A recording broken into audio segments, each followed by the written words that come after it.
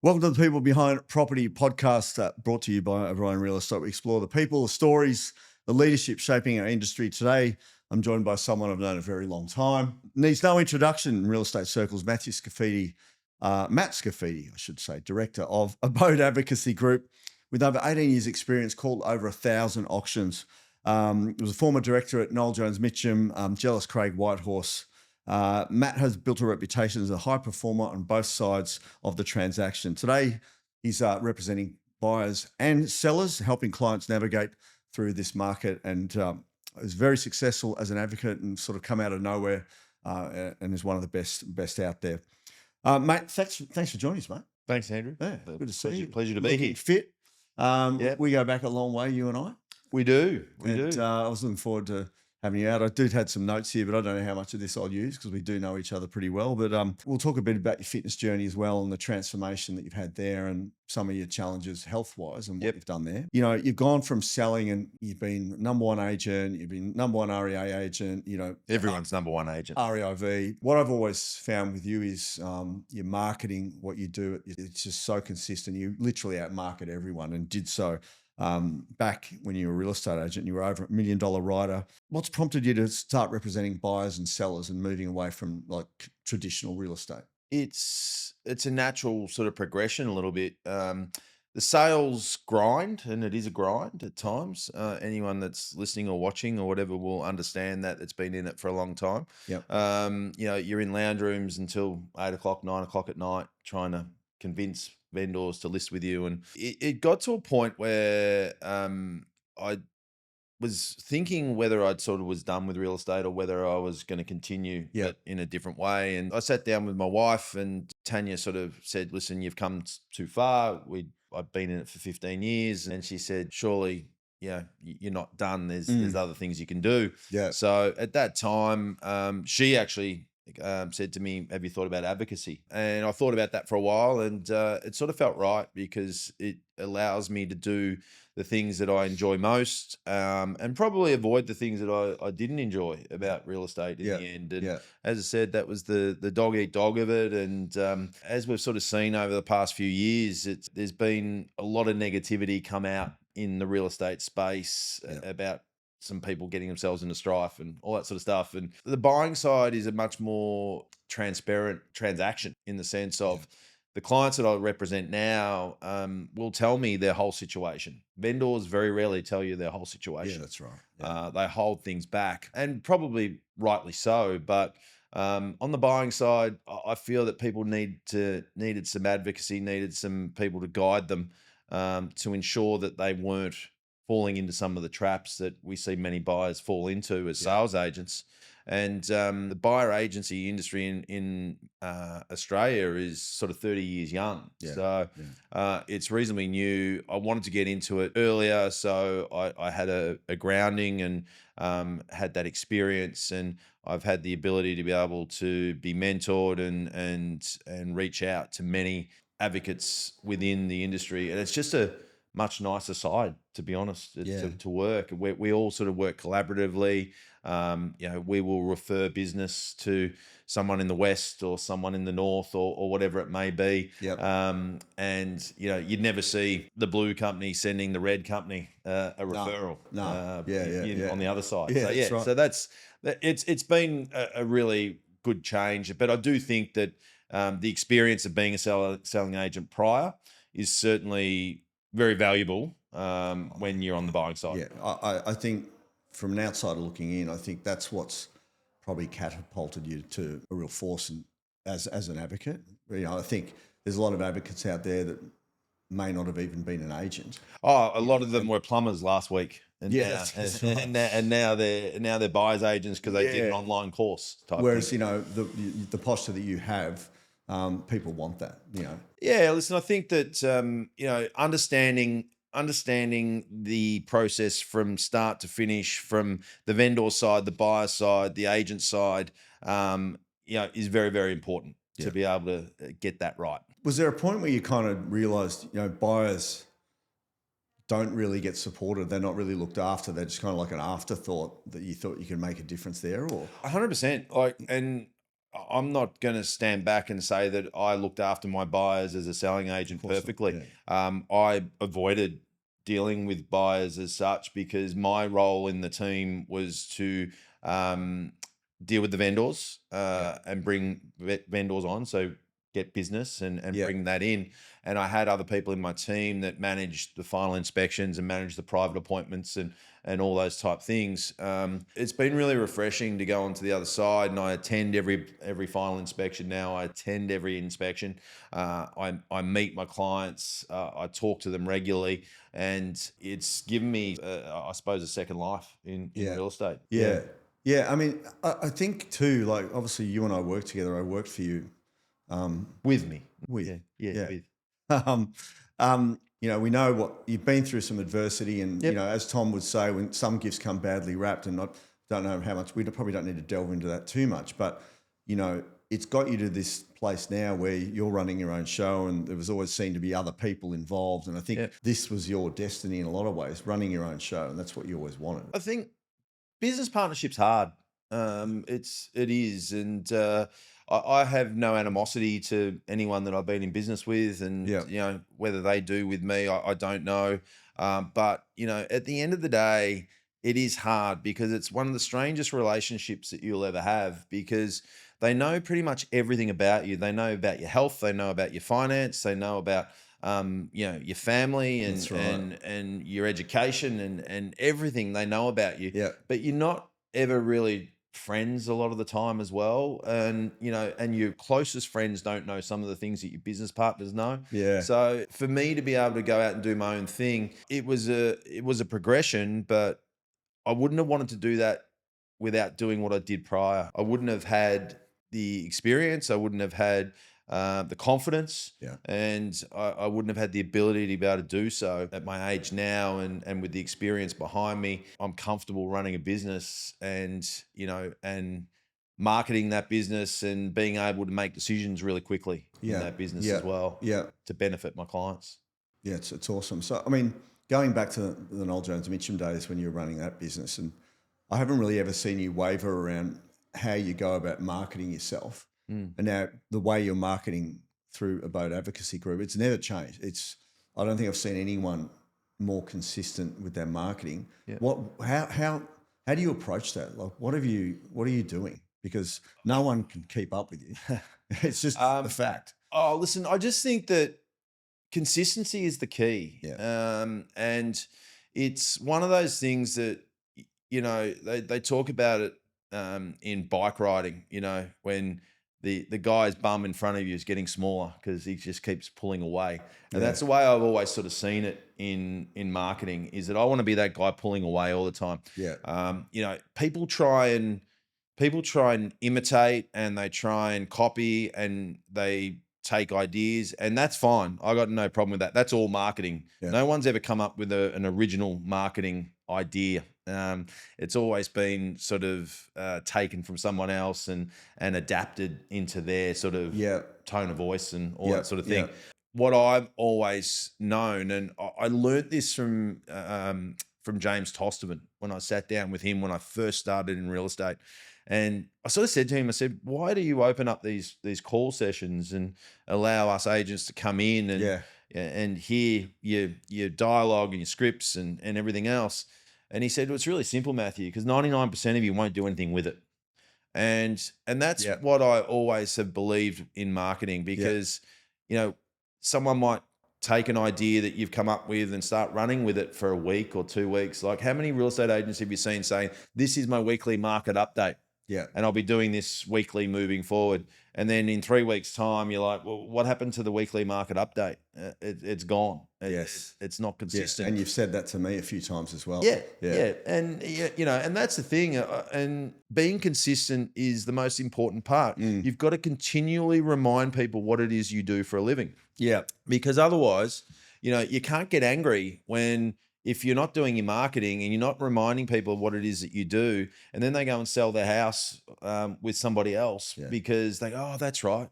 You're in real estate and you could have helped me because you didn't remind them. And that's what I'm saying. Now my marketing is less ego, and it has been ego prior, and you're always evolving. And if you're not evolving, there's something wrong. Yeah, of course. But it's now more education. At the end of the day, we've got these buyers that they don't know what they don't know, especially first home buyers. First home buyers are the ones that will first say, listen, a buyer's agent, I don't need a buyer's agent. And you go, listen, with all due respect, you need a buyer's agent more than anybody else.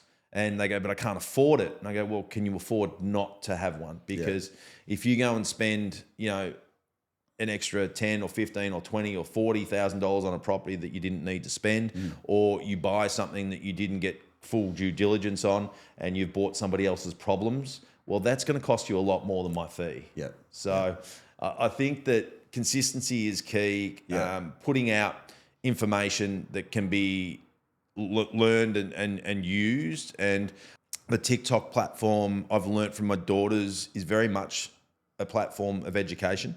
They learn everything from TikTok. If they want to train, or if they want an athlete diet, or whatever they want to do, macros, all those type of things, they go in and they follow TikTok influencers. So and that's where it's been crazy. But since going onto the TikTok platform, I've had people come up to me and say, hey, you're that guy from TikTok. And I'm like, what are you talking about? But it works. You go back nearly 20 years when I first started Facebook, and everybody in my office, when I started a Facebook page, said, what are you doing? This is ridiculous. It's come a long way. There's pros and cons for social media, and I know that better than anyone. But you know what? You do. But you're still got to be there. You still got to be there. And that's where, as I said, you change and you evolve, and you learn from past, and you make make the future better. Yeah.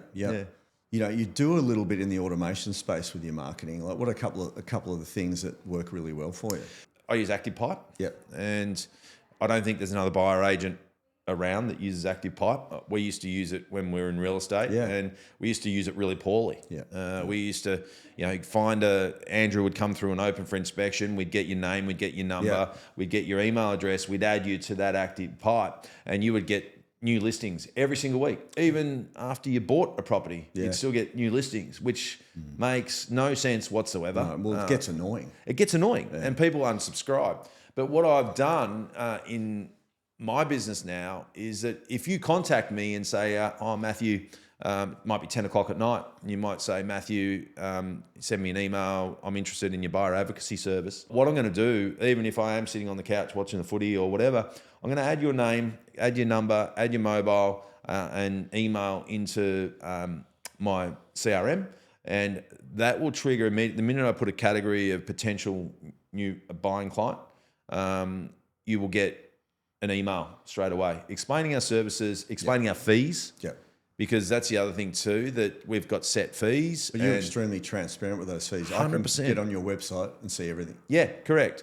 We want people to understand exactly what our fees are, because a lot of people will go, oh, that's more expensive than I thought. And so I don't want to waste my time or theirs in having a meeting and then getting to that point of, well, here's the money discussion, and they go, oh, sorry, that's not what we sort of thought.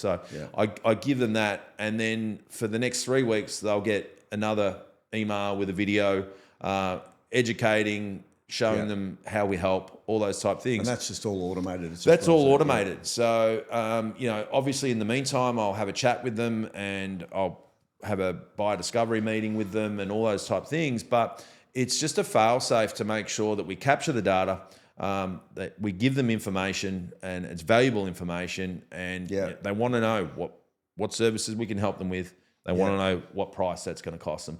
And so many buyers agents, real estate agents, all those type of things, they hold that back. And they say, no, we'll talk about that when we get there. These companies that will book the meeting, won't tell you anything about price until they book the meeting. It's really frustrating for consumers. Consumers these days, they want to be able to do all their research and have probably pretty much made their decision before they actually meet you. So I just want to give people a transparent experience from minute one. And that obviously comes through all the time. So, mate, let's talk about, you and I are usually on the phone once every Saturday, and we kind of debrief the market. We talk about pricing. We talk about this one's quite underquoted. This one was too much. This one sold below the range. All this sort of stuff. Like, how are you seeing the current state of the market? Yeah, it's an interesting market we're in right now. We've got the Middle East crisis obviously going on. We've got petrol prices soaring. We've got interest rate rises. We've got a government that is potentially going to change or not change, but that's not till November. So people are really nervous. Yeah. And at that time, I think the market is soft at the moment. And Agreed. It's Yep. soft where you've got where you've got properties that have got issues or aren't located perfectly or floor plan challenged or need renovation or need extension or have structural issues. They're struggling really big time because those vendors are delulu still. They're thinking they're getting last year's prices for their B or C grade property. They want the A grade price. And agents aren't having the conversations they should be. I had a guy ring me 2 weeks ago and he said to me, listen, I've been on the market for a long time. This is the second agent. This is the price. This is everything. And I just said to him, I said, mate, you've got to understand that your price isn't there. If your price was there, the agent would have sold it. The first agent would have sold it. The second agent, you wouldn't have needed. And you need to have a really open and honest conversation with your agent because he needed to sell this property. And I said, you need to have an open and honest discussion with them and tell them that what is the price that is going to see this property sold in the next 14 days. Yeah. I need to market it at that price and that's what needs to happen. And then he said, oh, but then I might get less. And you go, well, you might, but you'll be sold. Yeah. At the moment, I always use the example, if you put your property's worth $1 million and you put your property on for $500,000, it's going to sell in minutes, yeah? You're going to have people at the open going crazy for it, right?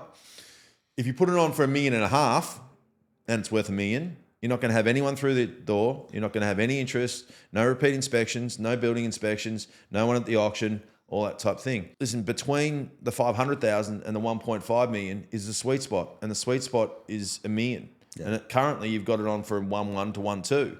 So people are looking at it and going, well, they probably really want 1.3, 1.4. Yeah. I'm not even going to bother going. Yeah. The thing I'd love to see in the real estate space over the next sort of 2 to 5 years would be more transparency from both sides, not just vendors, but buyers as well, and agents. Yeah. And if we could encourage more transparency, there would be less issues because this is the problem at the moment, that the agent is the gatekeeper of all information. They hear what the buyers are saying, they hear what the vendors are saying, and they're the only ones that know both sides of the story, okay? Yeah. And I always used to say when I had agents working with me, I used to say to them, well, if you've got a vendor and a buyer that don't like one another, the only conduit between the two is yourself. Yeah. So you've either overshared or undershared information, and that's the situation that you find yourself in. Yeah, yeah. So I think that transparency is a word that gets thrown around, but it really needs to be taken on board moving forward. Yeah, I think that's a great insight. Published reserves, yes or no?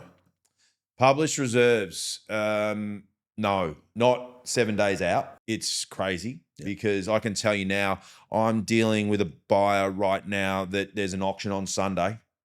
And I can say this because this will come out afterwards, so that's fine. The auction is on Sunday.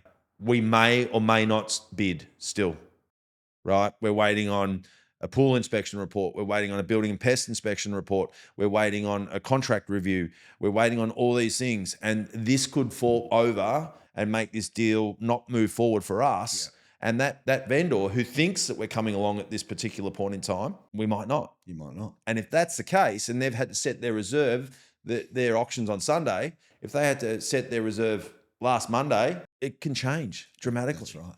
And it can change both ways.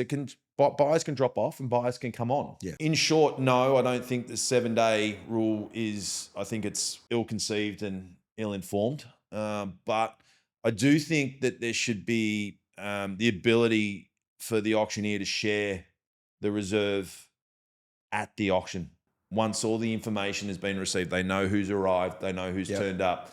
It may be that the reserve isn't given immediately. It may be given after the halftime meeting or something. I don't know. I'm not going to get into the semantics of it. No.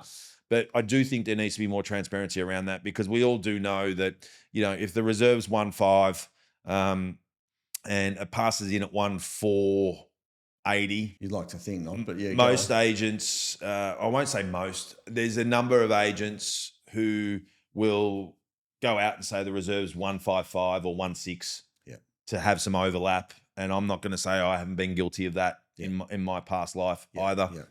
Because you want to protect your vendor and everything else as well. And this is the important thing, that they're asking for, transparency from the vendors, but buyers aren't obliged to be giving any transparency either. And that's where I think registration for bidding needs to come into play.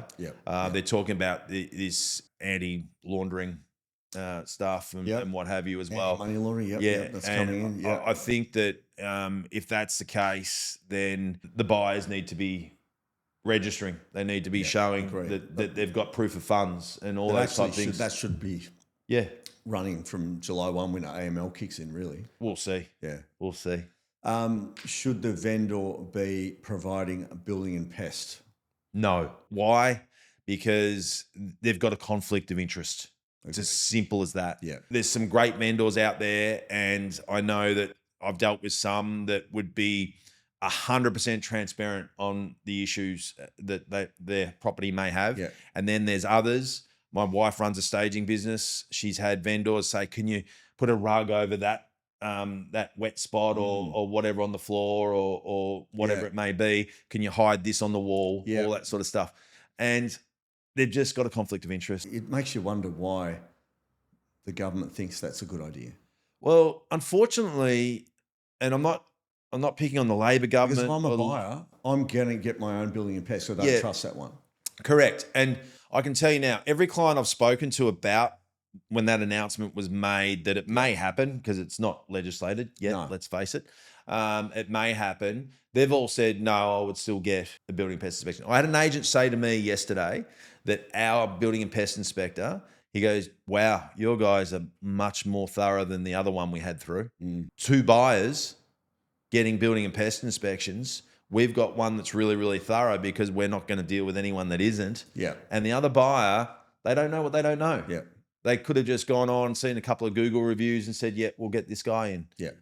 But at the end of the day, it's on the buyer to do their own due diligence. And I come back to, I said it in another podcast last week, the reason there are some buyers out there that are getting 5, 6, 7 building and pest inspections is that they're pursuing properties that they were never in a position to be able to buy financially because they've been underquoted.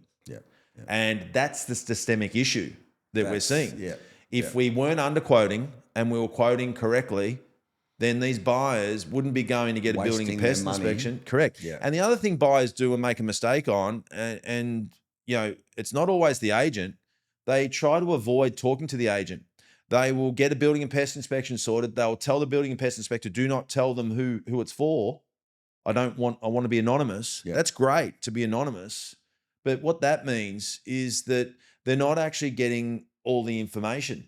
If we are doing a building and pest inspection, we're ringing you as the agent, for example, and we're saying, Andrew, we're thinking about 123 Smith Street, getting a building and pest inspection. You've got it quoted 1 to 1.1. How is it tracking at the moment? Are you looking as if you've got that covered? And you might say, listen, we've had 40 groups through, we've had 6 building and pest inspections booked, and it's looking quite popular. And I would say to you at that time, well, Andrew, we've got a budget sitting sort of around that 150. What are your thoughts? Do you think you've got that covered? And I'll tell you that most agents will be upfront and say, listen, I think that it'll probably be touch and go at that point. And I would make a decision based on whether I feel we're 70% a chance of buying that property. If I feel that we're under, I'm probably not going to pursue getting a building and pest inspection. And I'll ask a question that these buyers that are getting 5 or 6 or 7 building and pest inspections, whereas our buyers, our clients, and most buyer agents' clients, not just ours, of course, will buy 1 90% will buy one, Yep. and the other 10% might buy two or three at the absolute maximum. Yep. Yep. Because of the due diligence and everything that we've done prior to actually getting that sorted. Whereas at the moment, a buyer will go through a property, they'll see it, they'll love it, they'll ring their building and pest inspector, they'll say, do a building and pest inspection on, don't tell them that it's us. Then they'll get their contract reviewed. So there's money again being spent. Yep. And they won't return the agent's calls. They won't talk to the agent. That's right. And that happens all the time. And at the end of the day, like, I feel as if it's my responsibility, if I've shown some good interest in a property, to let the agent know whether I'm in or I'm out. Yeah. Because they've got to be able to pass that on to the vendor to be able to make a decision on where they're going to actually set reserve. Going back to your earlier point on if they did need to advise what the reserve is going to be, well, that is going to be based on the information that buyers give them. And if buyers give them nothing, well, guess what?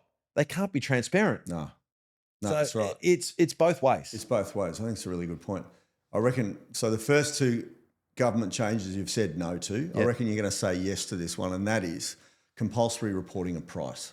Yes. I knew you'd say yes to that. Definitely. Yes. Unless there is a court order, Yep. Unless there's something that may be detrimental to a person involved, and we know that, messy divorces and all those type things sometimes. I always tell my clients that ask whether it can be undisclosed, I always say, listen, it can, but the minute that it settles, anyone can go online and find out what it sold for. Yeah. I just want you to be really clear on that. Yeah. And the thing I can't stand the most from agents, and any agents listening to this, please take this on board. Yeah. If a buyer agent calls you and asks you what a property sold for, please don't tell them that it's undisclosed and I can't share that. Yeah.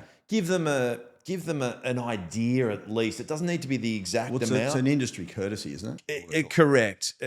And at the end of the day, we're only asking that question generally because we've got a buyer who we're trying to work out what value is for another property. Yeah. And we do valuations all the time, and it is amazing how regular Tess, who works with me, is.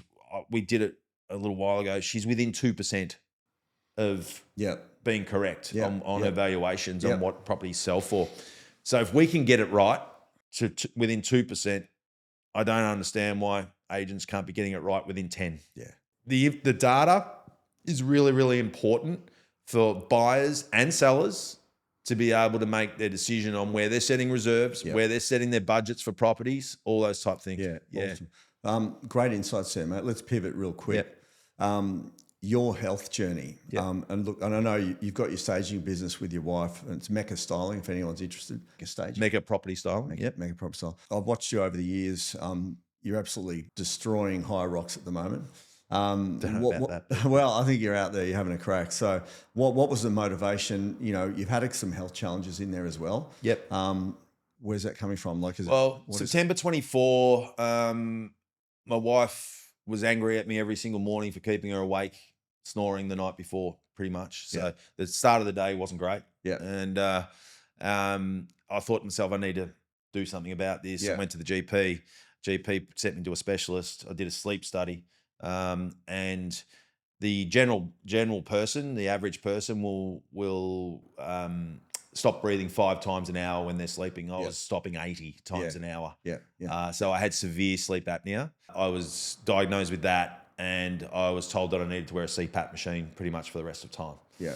But even going back further, man, I hope you don't mind me saying this. You had the DVT as well. Yeah. And that's a different thing. That's hereditary. Yeah. But I feel like maybe that's under control because of what you've done with. Yeah, absolutely. Like I was overweight. I knew it, but I didn't really want to do anything about it. I suppose I didn't want to sort of acknowledge it too much. And when I got that, I said to the specialist, I said, well, I'm not wearing a CPAP mask for the rest of the time when I go to bed. Of course. What can I do? And he said, well, it's not a guarantee, but the only thing you can do is you can drop weight. And so I said, right, okay. I spoke to another gentleman. He won't mind me mentioning his name, Elliot Bell from Bell Property, Yeah. up in the hills. And I'd just seen his brother post about him dropping a heap of weight, getting rid of sleep apnea, reversing that. So I spoke to him, Yeah. and then I got on to my now coach, George, Yeah. who has taken me from, being probably 120 plus kilos to 89 kilos now. So the question, sleep apnea gone? Yeah, and that fast forward pretty much 12 months Yeah. to November of 25, did the sleep study again, and it was down to 5 times per hour. So I'd reversed that completely.